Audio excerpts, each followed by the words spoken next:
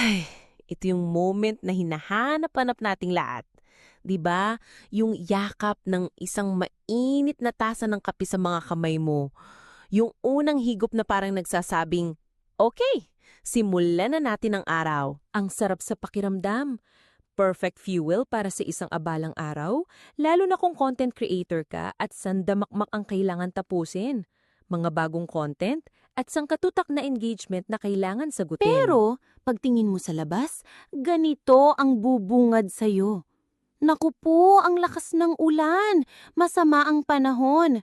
Paano ka ngayon makakakuha ng ganitong klasing kape? Yung masarap talaga, hindi yung basta-basta lang. At heto na nga ang sagot sa ating mga dasal sa mauulang panahon. Ang aking personal barista, ang Nescafe Dolce. Papakita ko sa inyo kung gaano to kadaling gamitin. Step 1, kunin mo lang ang paborito mong mug. Yung tipong pang-special. Kasi every coffee is a special moment, di ba? Next, i-pop open mo lang itong capsule holder. Walang kahirap-hirap. At heto na ang pinaka-exciting part. Piliin mo lang ang paborito mong Starbucks capsule. Today, I'm feeling a creamy cafe latte. Ilagay mo lang sa loob. At islide mo pabalik, then lock it in place.